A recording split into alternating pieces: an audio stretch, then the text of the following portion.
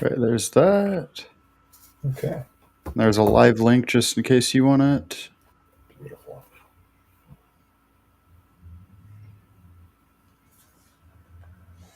Expand chat. Let me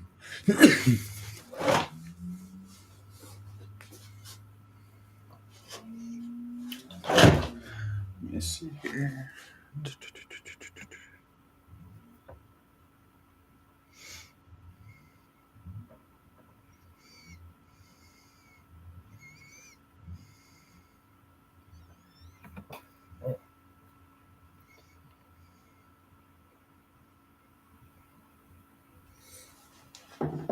All right.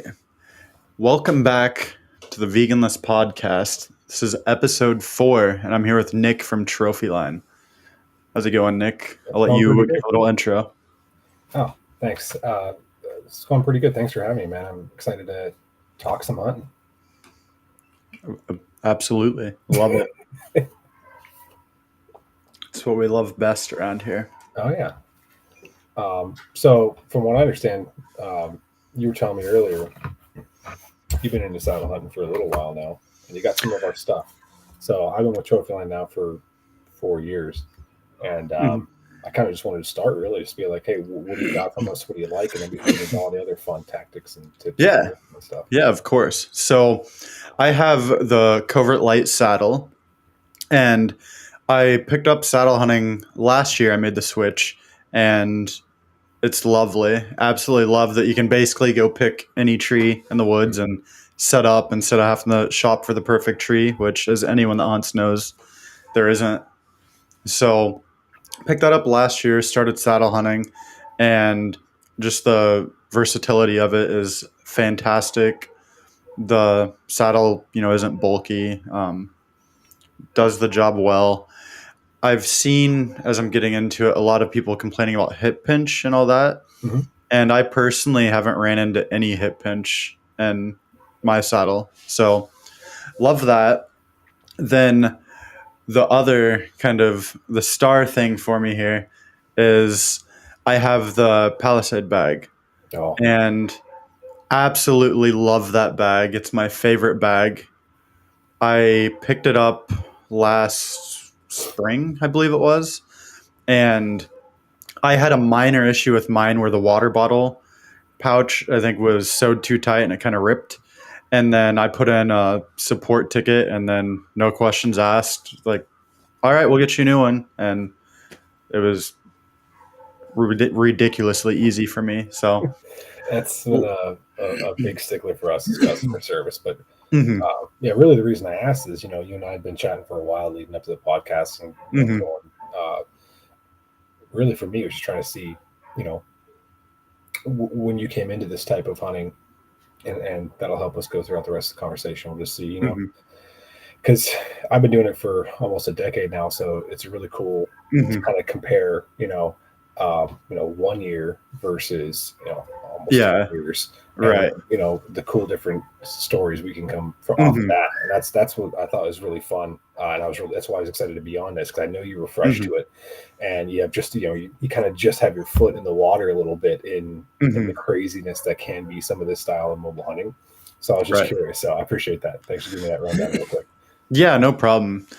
Yeah, like I said, I picked it up last year, dove into saddle hunting, and really loved it. I urban hunt as well as your normal seasons, so it's been absolutely amazing for urban season. I can kind of roll into the urban spot and kind of pick an area based off of signs and set up and kind of readjust as needed, because urban, you run into all kinds of different factors that you typically don't run into elsewhere, like homeless individuals coming through your spot, or Mm-hmm. people walking animals, etc. So being able to be mobile and versatile is huge.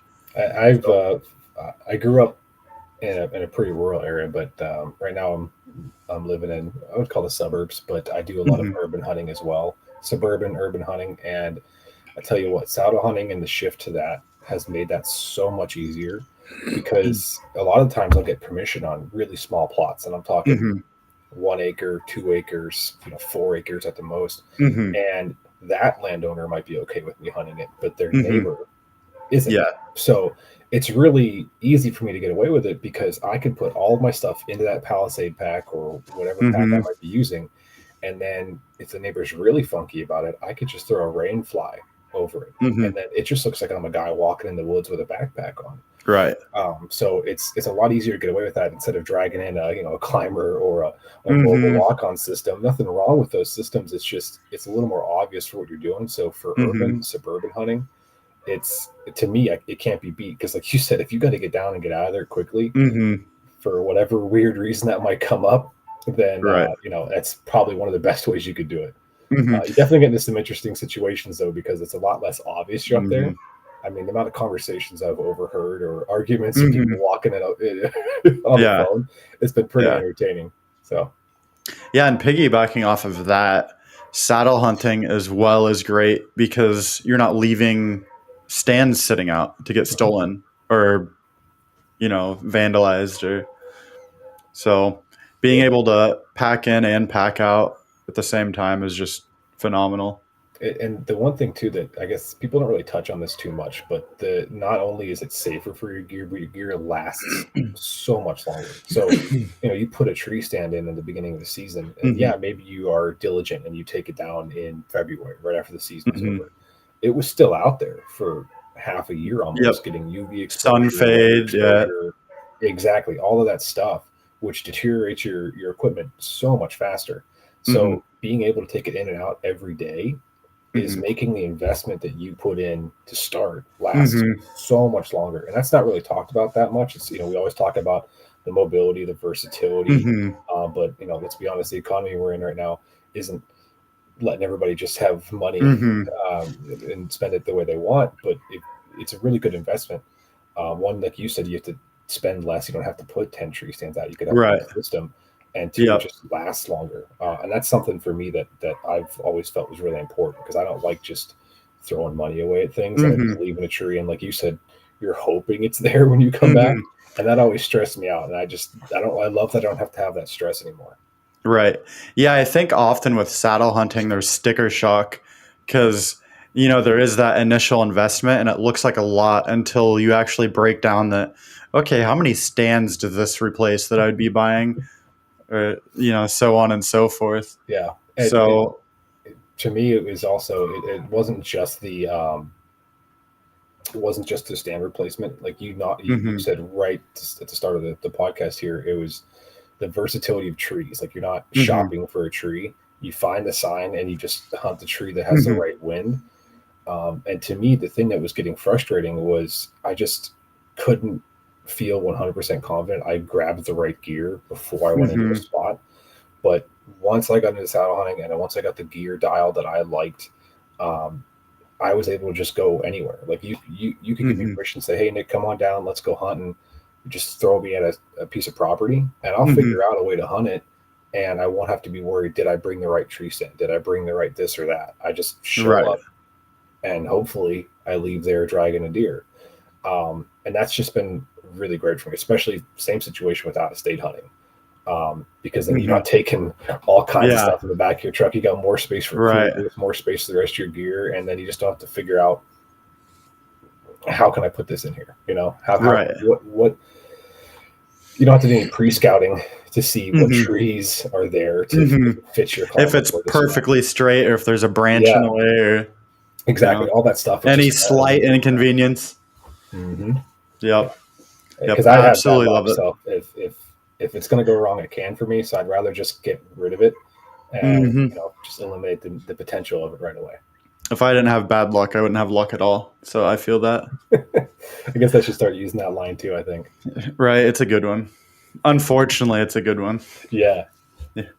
So I guess fun little story of my Palisade pack. Mhm. Um, I kind of screwed up, right? So I don't remember exactly how it happened, but I self film. I have Mhm. this YouTube channel. I film all my hunts and go out, and I had my camera gear in the bag. And I don't remember exactly how it happened, but I'm up in the tree, 15, 20 feet, whatever it was.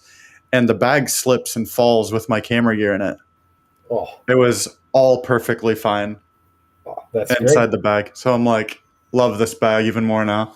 Well, we actually made that pack with the self filmer in mind, like Hmm. just the way that it holds its shape. The Yep. idea was that you could protect your gear, your camera gear from Hmm. your other gear, Right. your sticks, your platforms, and Yeah, whatever your it is, platform. your water bottle, any of that stuff. The Hmm. idea was to protect the camera gear from that. I'm definitely happy to hear that the bag helped protect a fall. I don't know how high you were, but I'm happy that it helped protect that Yeah, for I was sure. like 15 to 20 feet, and I Oh, have like a camcorder set up, and I can't yeah. imagine how long that took in your mind for that to actually hit the ground, like just Yep. so low. Yep. I'm just like, well, here we go. I'm happy to hear that nothing happened. But yeah, that entire pack, the reason we designed it Hmm. was for the camera gear. Yeah, Uh, that's why I picked it up because I did my research and I'm like, this EVA foam. I'm like, this is, I think, a good idea versus like it's lighter than a frame pack mhm. and has the padding that the frame pack doesn't have. So I completely chose it because I film. Like that was the exclusive reason why I went with that one. Yeah, and I don't film too much, but I often take that pack in the late season anyhow. My personal favorite pack from us is our plateau. I just love the way that Hmm. system works for me. But uh, I do take that in late season because I can throw all Hmm. my layers in there because I get super sweaty if I have to wear anything in. If Hmm. I'm wearing bibs or something, I am just sweating up like crazy. So Yeah. I'll pack my hoodie, my jacket. Like I'm walking in there in a merino wool like t-shirt Base or layers, cutoff. basically. That's Yeah. it. And the bibs on. I don't care how cold it is because I will just get the sweatiest man ever.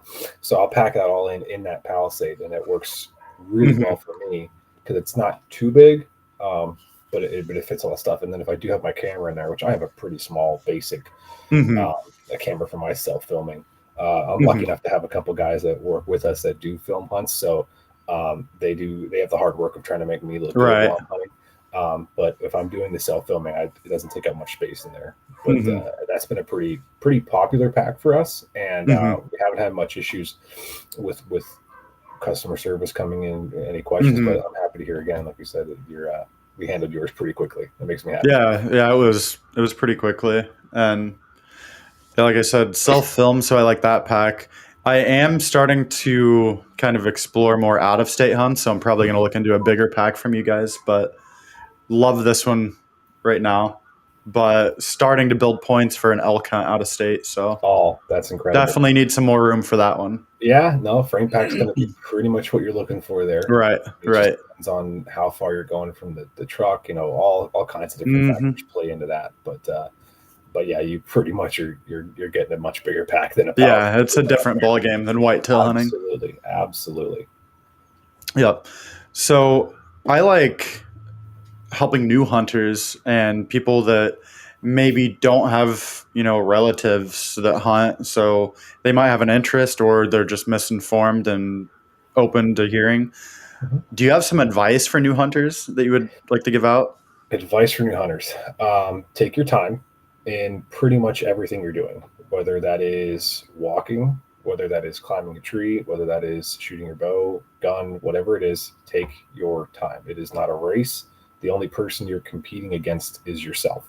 You're not competing against me. You're not competing against Dan here. You're not competing against anybody. It's just you. So, and I mean that in your mental state and your physical state. So, it doesn't matter what the deer is, how big it is when you're going out there. It doesn't matter how many hunts it takes for you to do it. Just take your time. That's step one for me. Is always take your time Hmm. because Going fast doesn't help anybody. Um, and number two is just ask questions. Don't be afraid to ask questions. Don't be embarrassed to ask questions, because everybody was new to hunting at some point in time. Mhm.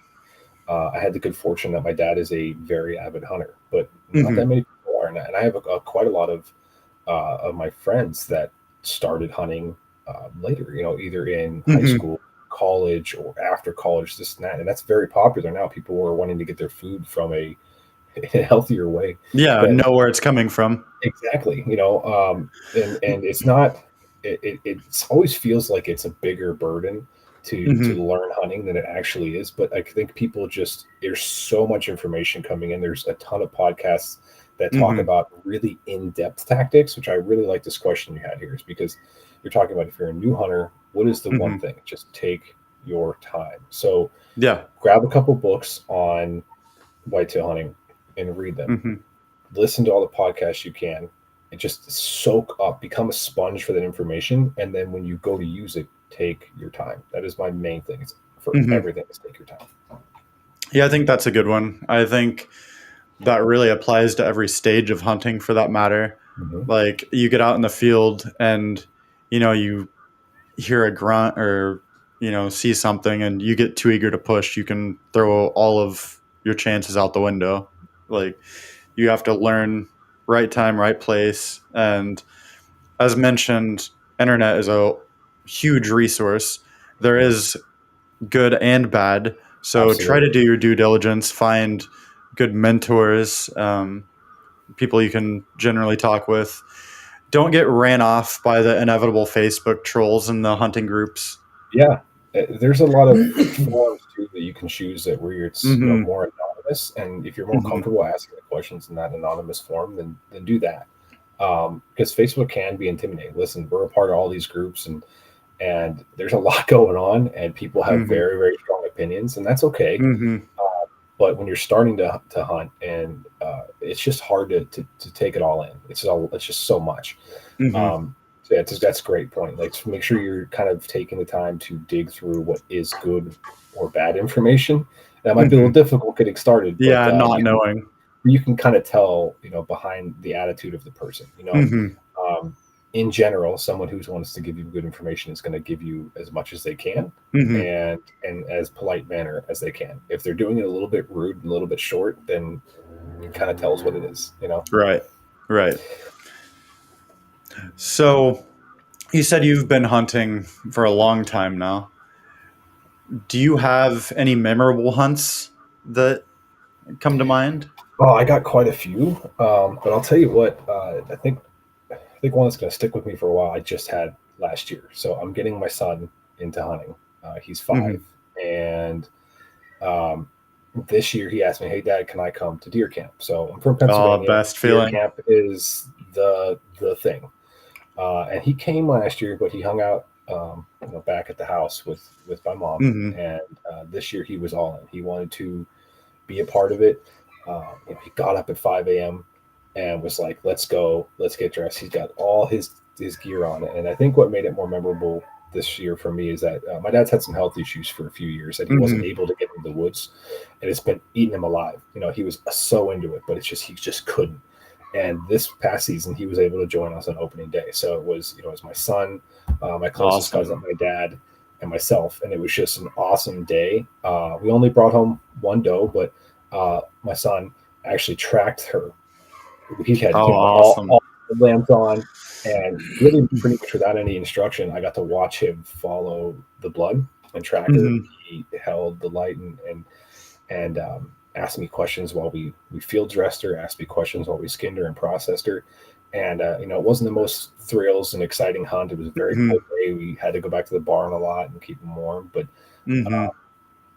it was just something I don't think I'll forget, because it was that first time where I could really see it Yeah. work for him. Like, he was in it. Hmm. And I expect for us to have really memorable hunts to continue, and have Right. exciting things to build upon. But I'll be honest, for me as a dad, trying to get my son interested into something, that's definitely the one sticking with me right now. That's the one I want to talk Yeah. about. Yeah, I absolutely feel that because I took my son hunting for the first time last year too. He's been back and forth, teetering on if he had interest and not. So I'm like, all right, buddy, you don't have to do it. Do you want to just come hang out with me? So set up in a blind and, was able to harvest a doe. And yeah, it was just awesome getting him out in the woods. It's a different feeling, I think, than Yeah. because this year he didn't pull the trigger. It was still Hmm. myself doing it, but because he told me he wanted to wait a little bit longer to do that, Hmm. he wanted to be a part of it all. And it just was an awesome feeling, and getting them into hunting. It doesn't need to be a big thing. I guess this is a good point back to your new hunters. I wasn't when I'm looking to get him into hunting. I'm sorry, I was looking off to the side, looking at a picture of him and I on that day actually, but um, it doesn't need to be big frills to like get people excited about hunting. Even if you're looking to get your friends into hunting, your friend is kind of interested. The buck that I shot this year was a buck that my son and my daughter both liked on trail Hmm. cameras. They said, "Dad, we like this buck. If you see him, can you shoot him?" And he was typically a lot smaller than I've been trying to achieve at this Hmm. stage of my hunting. He's actually right up over my shoulder here, right here. Oh, nice. Not a, not a big monster, but Hmm. a good deer, a fun deer, and I was able to get him on opening day, and those two were so excited. And that's just that's to me, that's what's hunting about, is just having everybody around you be Hmm. excited. And heck, we've been eating him for dinner ever since, Right. So um, back to the new hunter thing, it's just like it doesn't matter the size of the animal, it doesn't matter what stage you think you might be in or Hmm. what you have to prove. It's just go out and have fun. And to me, that was the most fun I could have had, was those two hunts, and having them be excited and happy. Yeah, I drive it down every episode. Harvest what makes you happy. Absolutely. Don't give two shits about the Facebook groups, online, social media. I'm so sick and tired of watching you guys post a picture of a deer with the first sentence being, I know it's not the biggest butt. Hmm. Quit. Stop. No more. They all taste the same in tacos, I'll tell you that. That's right. That's right. Gotta have the chili too. This is my wife makes a killer venison chili, and yeah, they all taste the same in that. So it doesn't matter Oh, the yeah. size. And of course, obviously, there's new goals, and you can push yourself and want to Hmm. achieve different things. Maybe use a different weapon and this and that, whatever. And that's Hmm. fine. But just make sure you're having fun. If whatever you're doing, whatever your goal is making it that you're not having fun doing it, You're doing it for the then wrong reasons. you're doing it for the wrong reasons. Exactly. So as long as you're having Yep. fun, great. And maybe fun to you is struggling. Maybe fun to you is holding your buck tag for a couple years because you really really want that. That's The fine. one. Hmm. But don't do it for me or Yeah, someone don't else. Do judge it. other people. Like, if Yeah, they're being ethical and legal, I'll have those two that's stipulations. Like, that's screw exactly. poachers, screw people that are just shooting bad shots just because, like, not talking about them. Yep, People out there having fun, doing their best, like, absolutely. Hell yeah, go them. absolutely. I agree completely. Yep. Any other hunts that come to mind? Maybe of like yours? Oh, I've told this one briefly before, not the whole thing, but it was a hunt where I didn't think I had a chance. Hmm. So I was getting a ton of activity that I had seen in hunts or on my trail cameras at a local spot here. Actually, it was a Hmm. suburban spot, and I was just never able to get into the woods at that time. It was a rut. It was early November. I didn't think I was actually going to get in the woods that day. I was actually working here. Me and Sean had a big project we were working on, and Hmm. he says, "Man," I texted him. I said, "Oh man, I've had a ton of deer movement today, but I got to take the kids to school. I got to do this and that, whatever." He's like, "Just give it a shot. Give it a shot." I'm like, "I don't know if I can," but it's something that I was like, you know what, I could pull this off. I can do it. So I dropped the kids off. I didn't get in the woods until 9 o'clock in the morning. And it's just something that people think like you can't Yeah, do. most people would be like, "Oh, I'm not going then." Like, It was something I was like, you know what, I'm not going to hold myself back on this anymore. I know they're moving in there. I'm going to give it a shot. I got 150 yards into the woods, and the buck I wanted to shoot that year steps in front of me. Like just it could have been more perfect. He was 20 yards. The sun is on him, but on me as well. I couldn't move. hmm.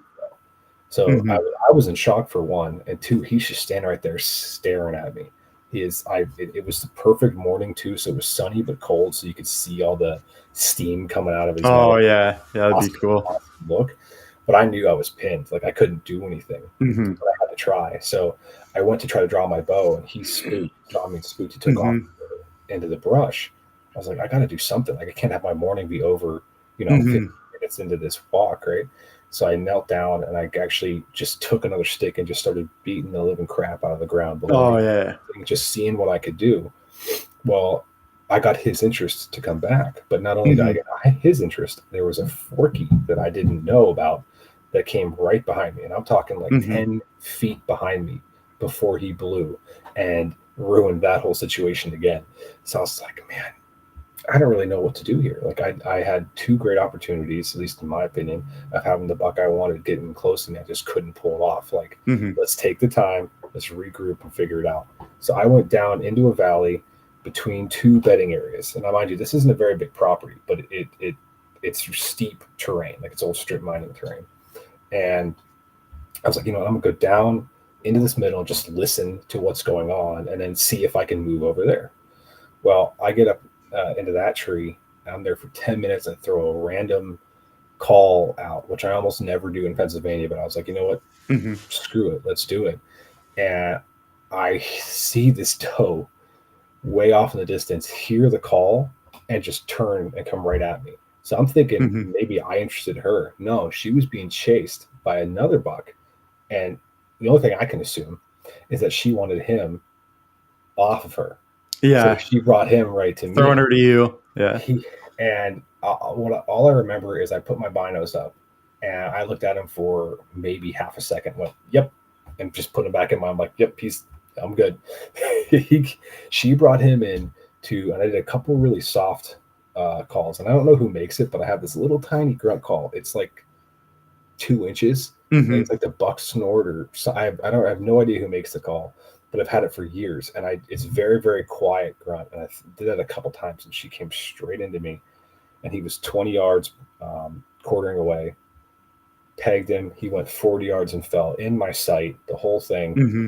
and I just couldn't believe it. So it ended up being my biggest Pennsylvania buck, and called all my buddies and freaking out. I called my dad, sending the pictures, like, I can't believe this actually just happened. I was in the woods for an hour and 12 minutes, Yeah, it's wild. and I shot the biggest buck of my life in Pennsylvania. And you had multiple encounters that you. Multiple encounters. So to me, it's just like, not only is that a really fun hunt for me because of what I was able to achieve, but like it reminded me like anything can happen. Like being out there is what needs to be. Like you need to actually get in the woods. If it feels right, just make it happen. Mm-hmm. Just because it's not 6:30 in the morning or the right time of day or right wind or Mm-hmm. everything's perfect. Just go out and see if you can make it happen. And I'll be honest, I tried some things that I didn't think would work, but I was like, Right. it'd be cool if it did, and Right.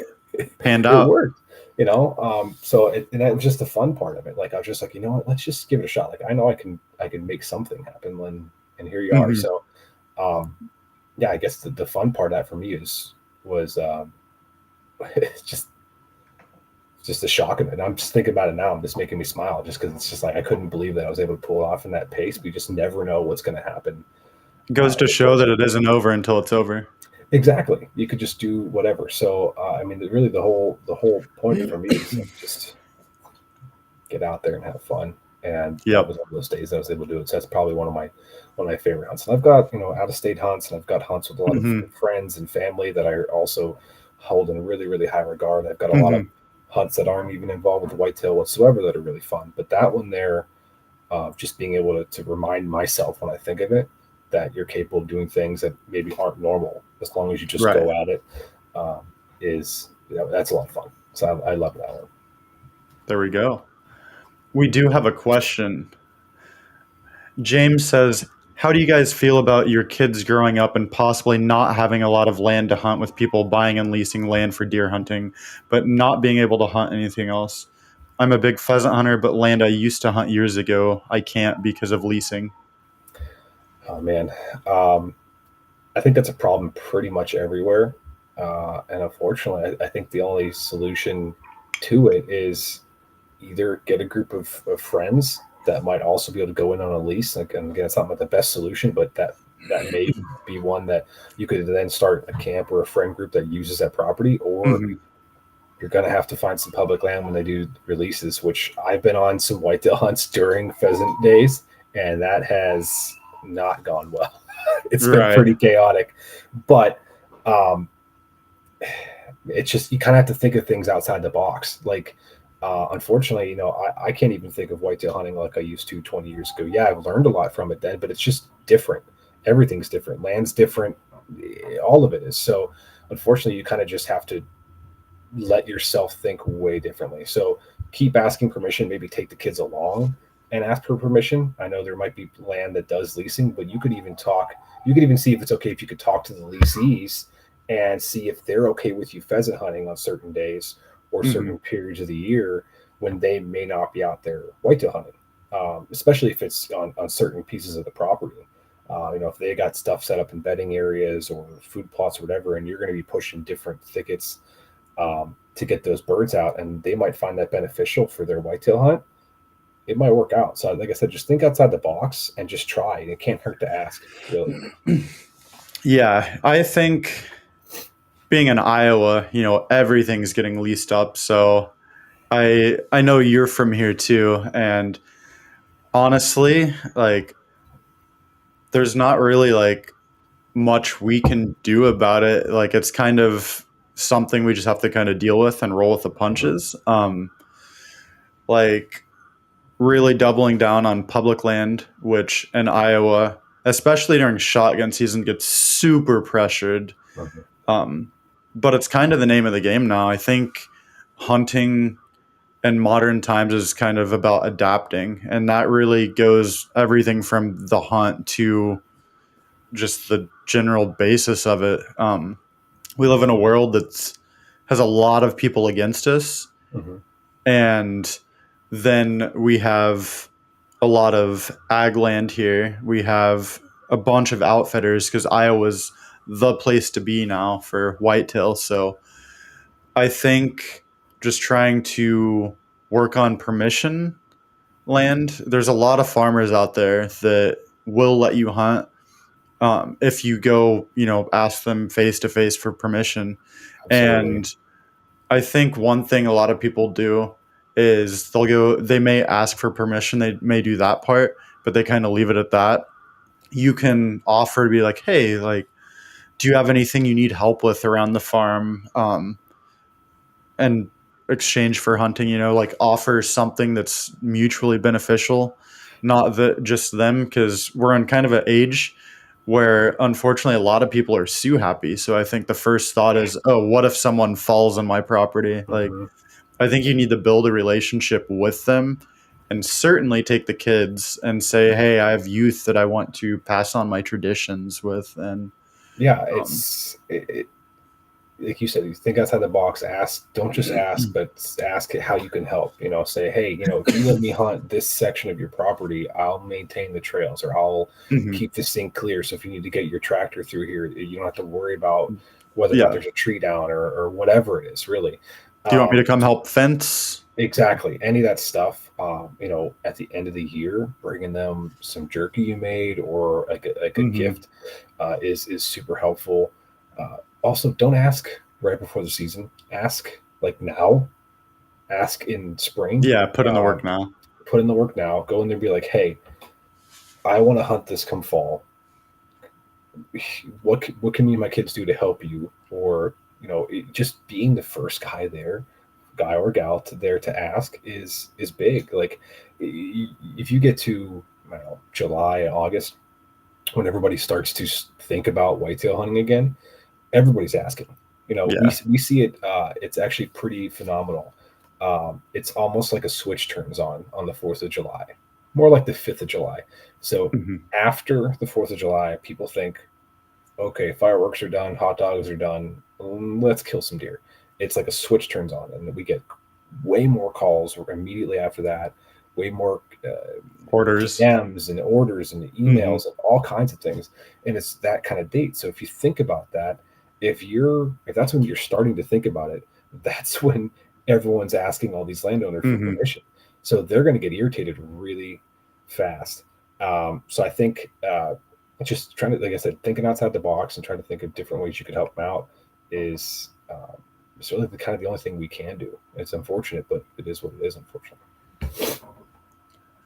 Don't get me wrong, I'm not against anyone deer hunting, love shotgun hunting deer, but yes, asking people might be the way to go because Iowa is a big deer hunting business now. Yes, it truly is. And Businesses yeah, I'm with booming. you. I'm going to be looking for permission pieces and stuff for pheasant hunting. I Mhm. obviously love it too. And I have Instagram up now too for some reason and throw the comments over here. So Blackwell says the property that I still hunt used to be 12 acres. Now it's 4.8 and it's not only tiny but the neighbors have the deer. So I unfortunately have to find other properties. That yeah, that unfortunately kind of happens, but you You can can find where sometimes they use that. leverage.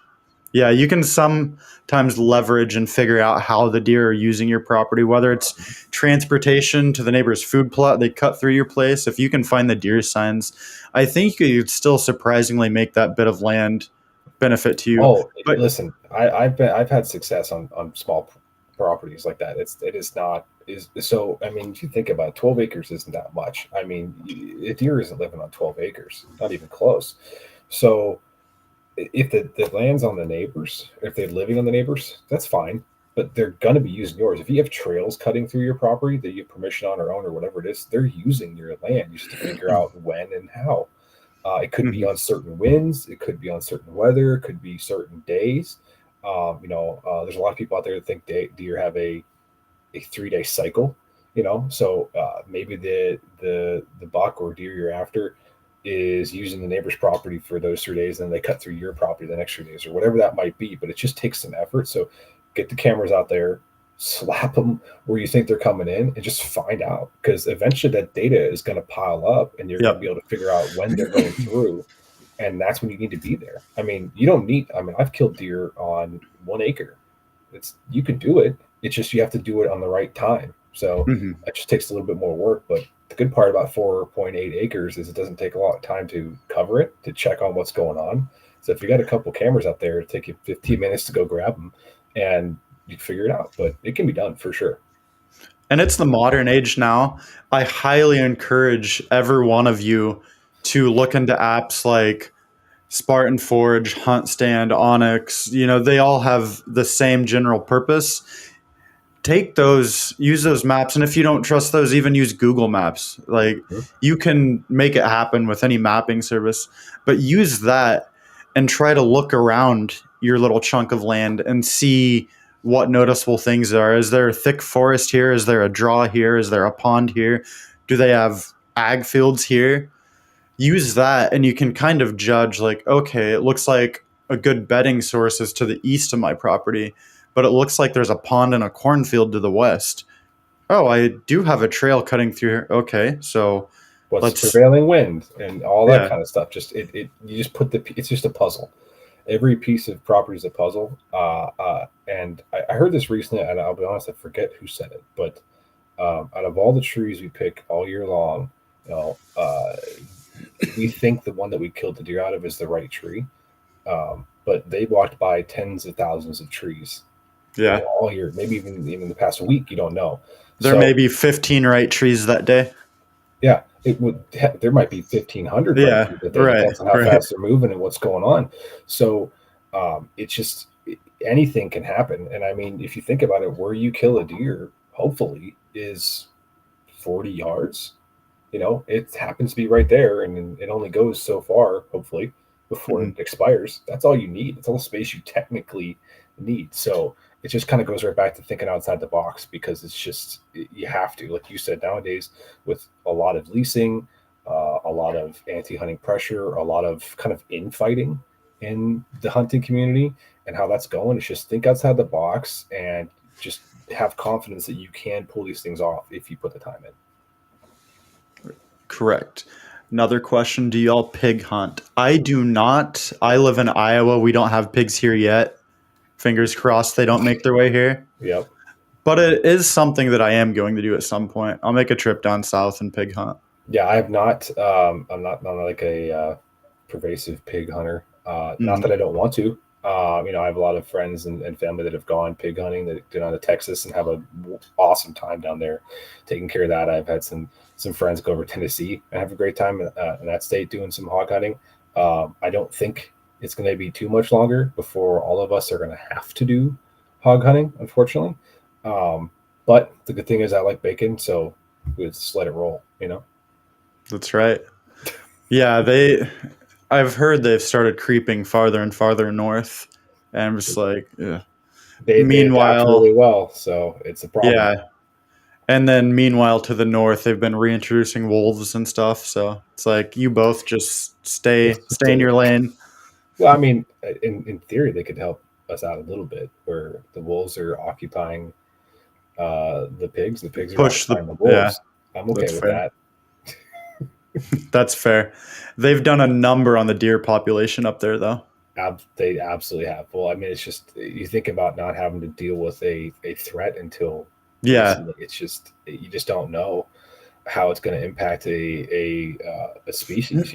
You see what happened over in Yellowstone, and granted, it's gotten improved, but Hmm. um, I think people underestimate how capable these animals are, especially these prey animals, and just Hmm. yeah, obviously the animals that we go after are incredibly smart and they're really good at surviving. They Hmm. are, but when you have a group that is just absolutely evolved to be the top level killer that it can be, and you're just like, okay, here you go, and it's just a bunch of lambs out there in front of them. I mean, Hmm. what do you expect to happen? You know? Right. Another question. I'm planning on doing a whitetail hunt in Ohio. Are there any tips? Yeah, certainly. It kind of like deer may have different patterns and like different terrain, but the fundamentals are the same. They need bedding, they need food, they need water. So let's start by locating that stuff. Mhm. Go in there, and especially if you can make a trip before your hunting season, it's preferred.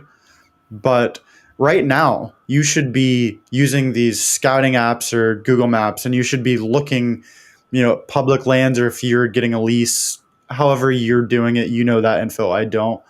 But be looking and scouting from the maps. Like the tools are endlessly available in your hands. Yeah, So scout, e-scout, get there on foot if you can. Look for deer signs, find rubs, scrapes, trails, get cameras up, etc. It's the same fundamentals wherever you go, in my yeah. opinion. It depends on the season you're going. If you're going around the rut, just understand that you're going to have human pressure. So figure out Hmm. if there's human pressure at this specific spot in this property, how am I going to work around that? Think about creative access to properties, because this is a good thing when you're out of state. Not a ton of landowners love giving access to out of staters. It depends on the area, depends on the person. But if you're saying, hey, I'm coming in to hunt this property, but I need to get through here to get to the back, can I just walk through? That might be a fun way where you have success that others might not be able to get because they didn't take the time to ask permission, simply to walk through a chunk of someone else's land to get to a certain part of, whether it's public or Hmm. land or whatever it is. So just be creative, and don't be afraid to act, because you're out of state. You're only going to be there for so long, so you have to act.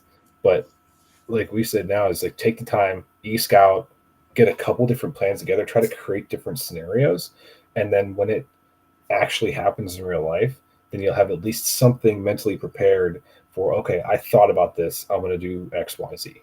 Hmm. But yeah, the fundamentals are all the same: wind, water, food, bedding, access, all that's really the same. The only thing that I would say, especially um, in Ohio, Pennsylvania, Michigan, like that, if it's earlier in the season, to me, water is not a big factor. It's so lush. There's so much water in the forage that they have that they don't need to get it anywhere else unless it's extremely hot. So if you're in there like end of September through October, I don't even really think about water for them, in my opinion. I just think about how they're getting through a property to eat, or to go to bed. Yeah, and on the whole asking permission thing, like as an analogy, say you're trying to, you're trying to pick up a chick, right? So there's, a million other guys trying to do the same thing, right? They're saying, hey, hey, hey, you want to differentiate yourself, right? Like, don't do the same thing everyone else is doing. Mhm. Like I said earlier, ask how you can help them. Ask if you can start with a baby step. Ask if you can shed hunt their field, because I don't know if a lot of you know, sheds destroy tons of money in tractor tires every year, Mhm. right? So start small. Ask if you can do that. Ask if they have any projects they need help with fencing. Go outside of the box. Don't just Yeah. be like, hey, can I hunt your land? No? Okay, screw you. See ya. Just be like, you know, give them some sort of benefit. They're letting you walk on their expensive property, sometimes their livelihood. Like, Yeah. And, I think it's just a good way to get your foot in the door. A lot of people are hesitant to give permission simply because they've had a bad experience before. So if your first permission, like you said, is shed hunting or turkey hunting or predator hunting, coyote hunting, things like that, and you treat them and their property well, they're more apt to say, yeah, you know what, you can come out here and try to kill this big buck that I've got around that I don't got time to kill because I'm mm-hmm, doing this or that or whatever. Or they might not even be interested in hunting. It's just um, getting your foot in the door and proving that you're a trustworthy person to be on their property, mm-hmm, especially if they have a family. That's a pretty important thing too, mm-hmm. because they have to make sure that everyone's safe with you being there. Yes. So if you can prove to them that you're a kind, honest, and just a genuine person that wants to go out there and enjoy the outdoors, well, hell, they might even be like, you know what? I saw this nice big buck over there. I'm not Yeah. going after him. You know the property. We're okay with you hunting this deer this year. And then if you do well for that, then there you go. Now you have a property you can use, and that goes for out of state too. So even when I'm talking about a permission property, just a walkthrough, if you come back to that property the next year and they recognize you and they recognize that you were nice to them and you did exactly what you said you were going to do and nothing more, well, they might give you a little bit more. They might say, you know what, um, I don't really hunt this back 5, 10 acres, whatever it is. You Mm-hmm. guys are welcome to look back there. If there's something you like, you can hunt it. Like that kind of stuff happens. You Or just need to be willing to ask. it also can turn into, oh, I'm good buddies with my neighbor too. He'll let you hunt. Like, I'll put in a good Exactly. word for you. Exactly. And when you do get permission to do any of those things and you're out there, you see trash, do small things like pick it up. Mhm. Leave every piece of land, and do this on public too. Leave every piece of land cleaner than what it was when you got there.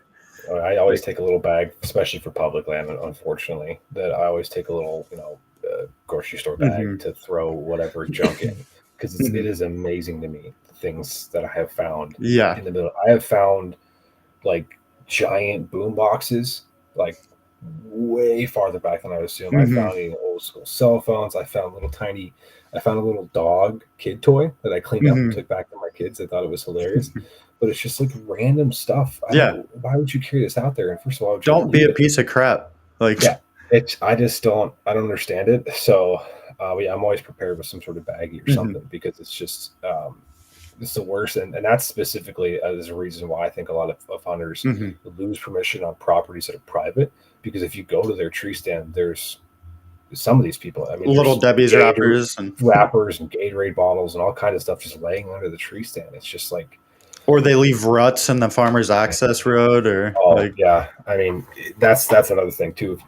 Ask how you can use the property. mhm. So just don't just ask, can To I use use it? it. Yeah. Ask, where do I park? Should I turn my lights off when I pull in?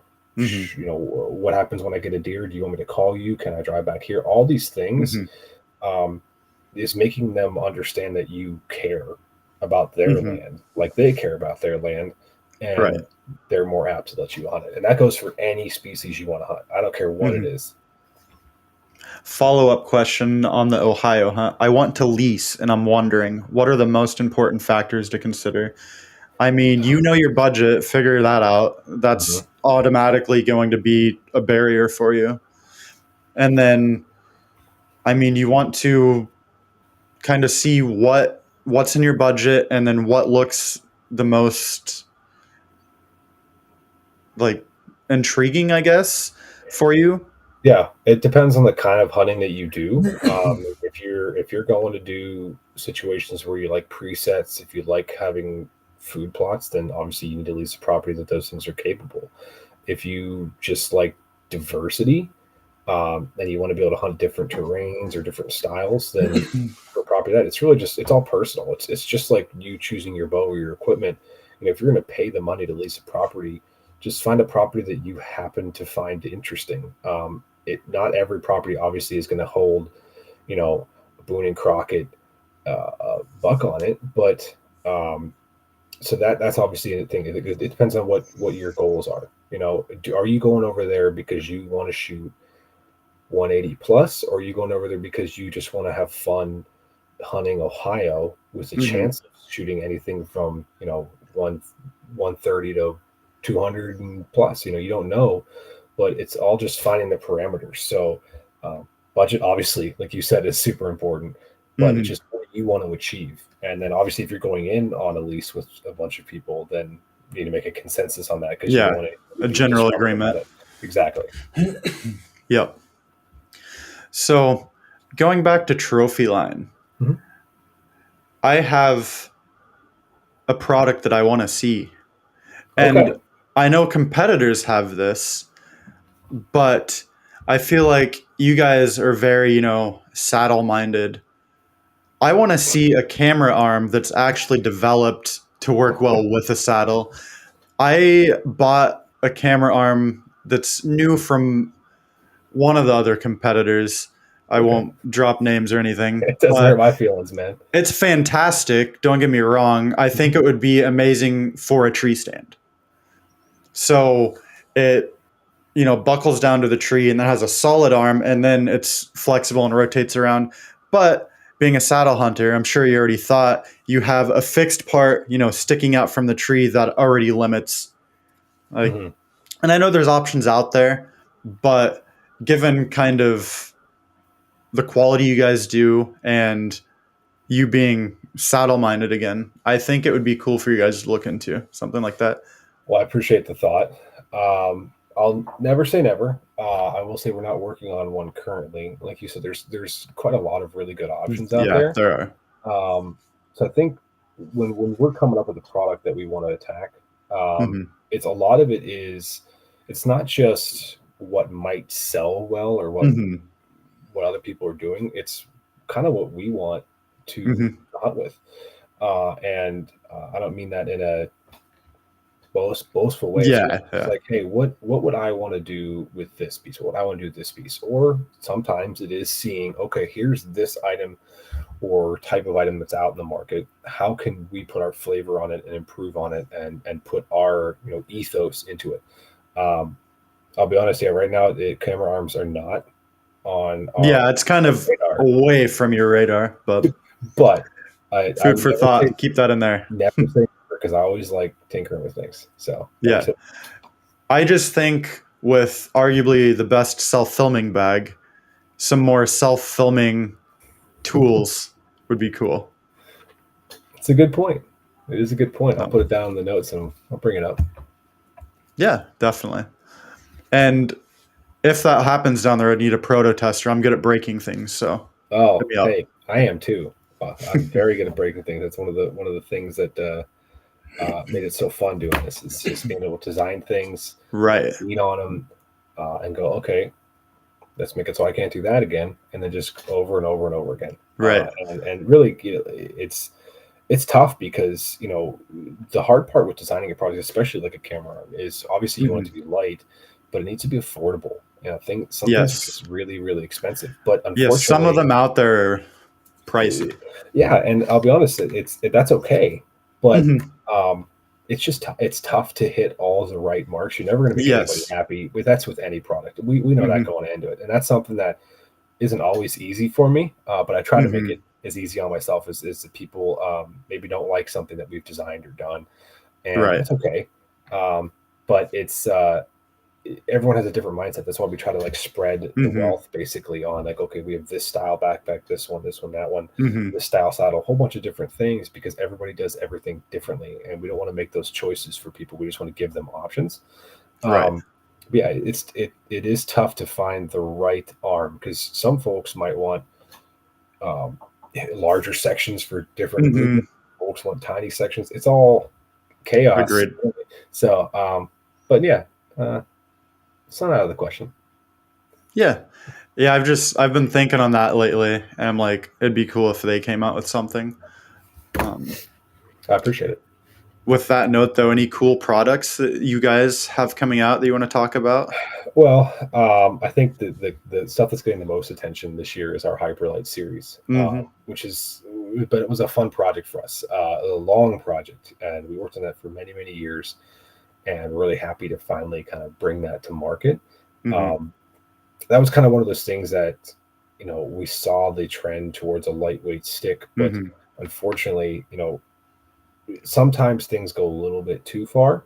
And I'm not saying Mm-hmm. anyone has, but we wanted to offer something that was where we thought it should be as far as weight Mm-hmm. and strength and just, all the factors that people find important. Um, so, it's not the lightest on the market. Mm-hmm. It's pretty darn light. It's actually shocking when you hold it because you Mm-hmm. look at it and you see it and you go, oh, this is a metal product. And then when you pick it Right. up, it doesn't make sense with how light it is because Mm-hmm. the material it's made out of. Now it is still metal, but it's just like it's just the way that it functions is just not something that feels like anything you've held Right. before, which is super fun for me.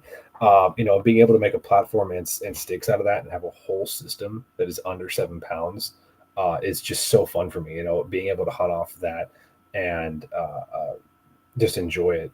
Just Mm-hmm. prior to being having things come out, it's just been a lot of fun because, um, man, it's just I remember the days of designing a platform that was 7 pounds by itself, Mm-hmm. or one full length climbing stick was XYZ pounds. It's Mm-hmm. just like the way that it's rapidly changed in the past. I would say even 3 years, but a decade as well Mm-hmm. is just dramatic. So.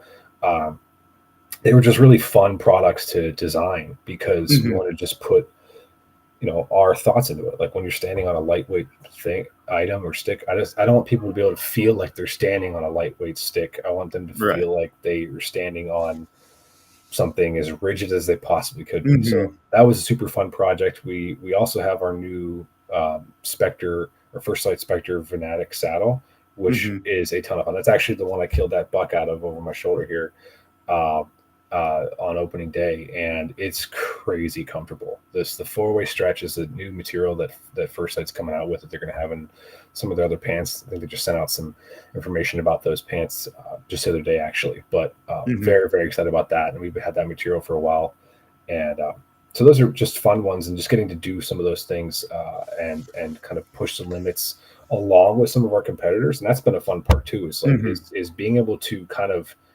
push each other into Yes. making better products, Yep. cooler products every year, year after year. That's been a ton of fun because, like I said, 4 years ago, 5 years ago, there was one or zero or Mm-hmm. no options for certain things, and now Mm-hmm. there is just like A almost bunch. almost unfathomable how many there are. Mm-hmm. So that's been a ton of fun. So we got a couple other new products that I can't talk about that I'm even Mm-hmm. more excited about, which is super cool. So just being able to push these limits year after year has been just a blast Mm-hmm. working here. So Yeah. Yeah, I'd absolutely see that. A lot of people get their brand loyalty to one or the other, and then they're like, just automatically cast out the other one.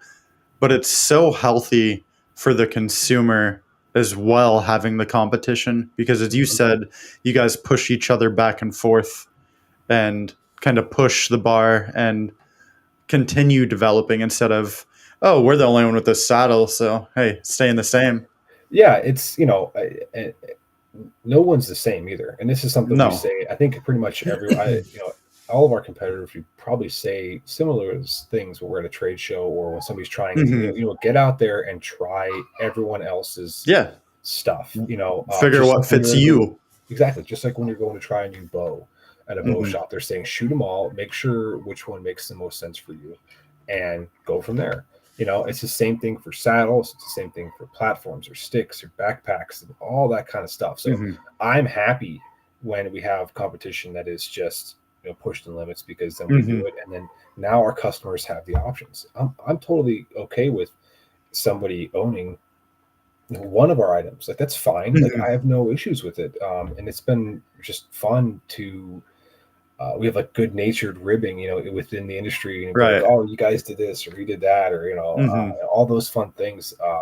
So everyone's it's all really good people trying to Hmm. make really cool stuff to kill really elusive animals. We're all doing the same thing, and I try to take it seriously on the safety side, but not Yeah. so seriously on the kind of let's say hater side, like you mentioned earlier on Yeah. Yeah. Facebook, because it's like at the end of the day, we're just all trying to have fun, I'm gonna go in say, the woods and kill some deer, yeah.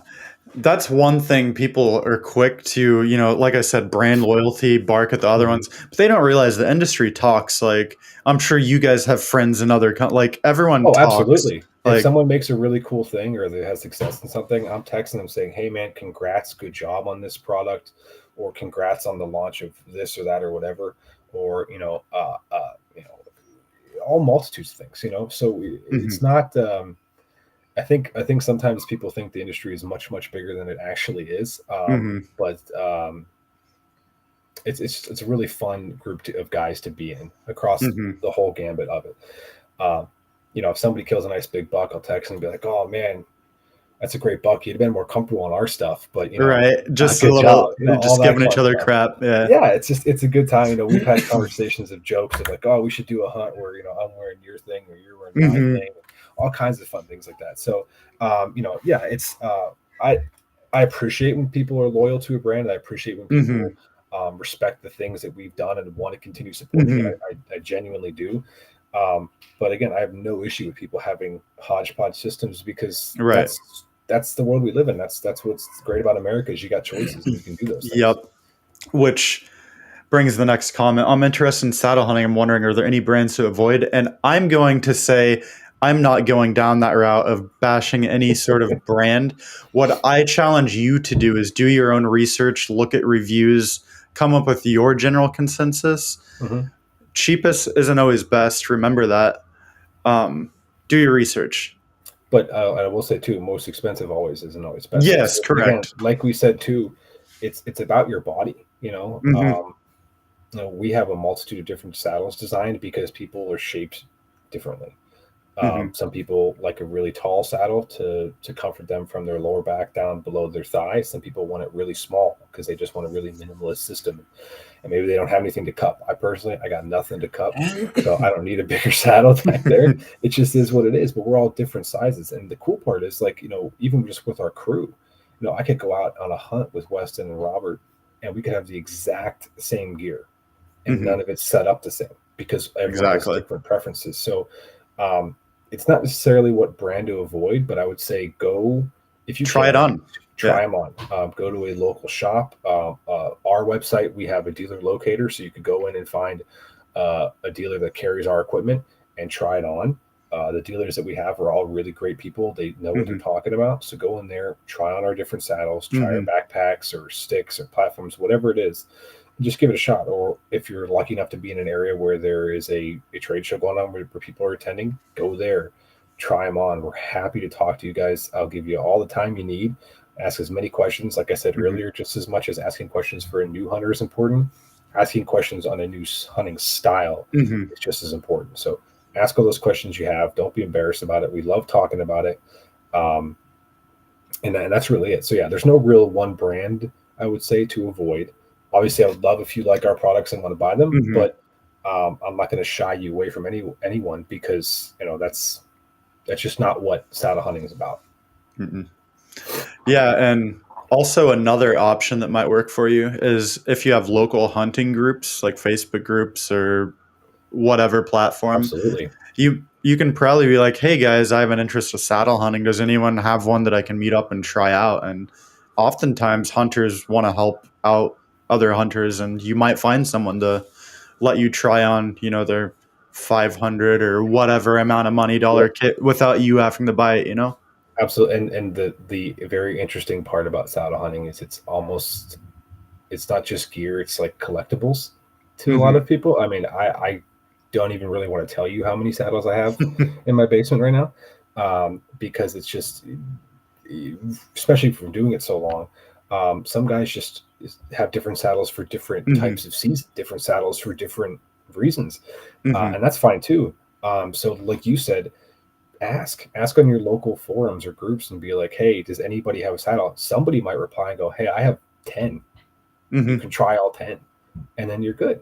And so just again, get out there, ask the questions, and just try as many as you Hmm. possibly can before you make your decision. And usually, as far as I understand it, as far as it's been for me, you'll be able to tell which saddle is right for you, just like you can for a bow or clothing, whatever it is. You can tell what's right for you when you have it Hmm. on. Hmm. Yeah. And if you do end up like edging into the used market trying to save money, please look over and investigate all of the ropes and everything. I don't want to see Yes, anyone getting hurt. that's a great point. I'm glad you brought it up because safety is huge for me. We're setting new standards with ASTM and TMA on Hmm. saddle specifics, rope specific things like that. Yes, absolutely. Check for fraying. Make sure the Hmm. jacket is in good condition. Make sure it doesn't look like it's been exposed to the sun for too long. If you have any concerns whatsoever, ditch the ropes, Hmm. ditch the saddle. Unfortunately, if you have concerns, it's not worth your life. It's holding you up in a tree, how many of Absolutely. your feet up, like. And this is something you need to check no matter how long you've been hunting, no matter how nice equipment you bought, no matter, Hmm. how long you've been doing it. Every year, you need to regularly check your equipment. Hmm. You should be checking it every hunt or every Hmm. every couple hunts, whatever it is. Check your equipment as often as you can to make sure the stopper knots are right, all those things. Yes, Hmm. if you're getting into a used product, just one, hopefully you have a trustworthy seller. Make sure that's Hmm. there. And Yes. two, inspect the equipment. And if you have any concerns, take a photo of it, send that photo to the manufacturer and be like, hey, this happened. What do I do about it? Hmm. And a lot of us here too, especially if you buy something used, and if there's a concern, if there's a serious safety concern, and you're like, "Hey, I'm strapped. Like, I don't know what I'm going to do here." We can typically work with you on something to even get something new that is safe for you. Because the last thing I want is you using one of our products and getting hurt. No matter if you bought Hmm. it from us directly or not. I want everybody to be able to come home, whether they're successful or not. I still want people coming home safe to their families, to their dogs, to wherever you're coming home Hmm. to. I want you to come home safe, no matter what's going What is your like go-to whitetail loadout? Your setup? on. Jeez, okay. For me, I'm gonna do obviously my bow. Um, I'm more of a bow hunter than I am as far as weapons go. Um, but for me, for our gear, I'm using our currently the Hyperlight platform and 4 sticks. So I'll use 4 sticks, typically with 2 aiders in the bottom, and I leave those on at all times. And then I have 2 aiders in my backpack just in case I need them, depending on the type of terrain, situation, whatever it is. I try to limit as much gear as I take in the woods because if I don't limit myself, I'm going to take too much stuff because I kind of a worry wart on that. Hmm. So I use our plateau pack because it lets me limit that, but also because I don't have to take it off my back when I get to the woods. Um, so really, any fanny style pack that you can carry all your gear is crucial for me. And again, we talked about earlier. I get sweaty fast, so kind of a lightweight backpack is important for me specifically. Hmm. Um, so that's really it. So keeping a lightweight small backpack, lightweight small gear, and just going with my bow. That's my loadout. Really, nothing crazy. Water. Um, I rarely bring a call. I'll be honest with you. I'm not the best caller in the world, and places I've hunted, I haven't really had that much success. So I just Hmm. don't.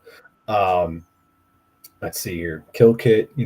Obviously, extra battery pack. Make sure you can contact the family if something goes wrong. If I'm self filming, I have my camera arm. I do always take a little GoPro now, though, which is fun. So Hmm. I have that on me most of the time. And I'll tell you what, that little item has saved me for filming more than anything Hmm. else. With getting that shot, if I missed it with my main Right. camera. Um, but yeah, that's really it. Binos, of course. If I don't take my binos, I feel naked. So Yeah. I have to have my binos with some milkweed in it. Hmm. I used to do the powder, but I would always get it all over myself. And whenever I first learned about milkweed being a great option, I luckily had a ton Hmm. around me. So I've been using that ever since. And that's been pretty incredible for me to be doing.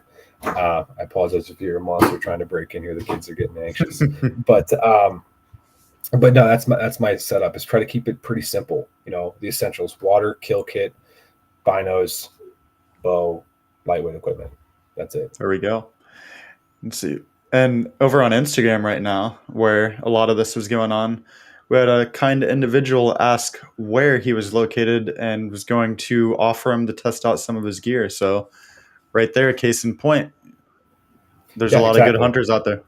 exactly. It's just ask the questions, and people will be able to help you or willing to help you. So that's Hmm. incredible. Kudos to that person. And James said, for all hunters, is Nick and Trophyline going to be at the Iowa Deer Classic? Unfortunately, we won't be at the Iowa Deer Classic, and I do apologize about that one. But we are at a couple of the Mobile Hunter Expo shows this year, which is a really great option. They have a few across the country, um, and we'll be at a sparse dealers throughout the year, and we're going to do Hmm. our best to make sure that everybody knows when we are going to be where, and we're trying to spread that out with both ourselves and our ambassadors to get to these places to show people how to saddle hunt, help them learn. So if you want any more information from us specifically on where we may or may not be, just reach out to us at info@trophyline.com or follow along on our newsletter. And we're typically going to be putting out information about where we're going to be at any given time so people can come learn. If you guys come up to Des Moines, the general area, we have our pro shop, Archery Field and Sports. They carry trophy line stuff, so you can come in, try on stuff. I'm there all the time, Yeah. so that's an And option if you're in the area. absolutely. Again, like I said before, check for our dealers on our dealer locator. All those guys in the shops know what they're doing, and they'll be able to give you the best information they can.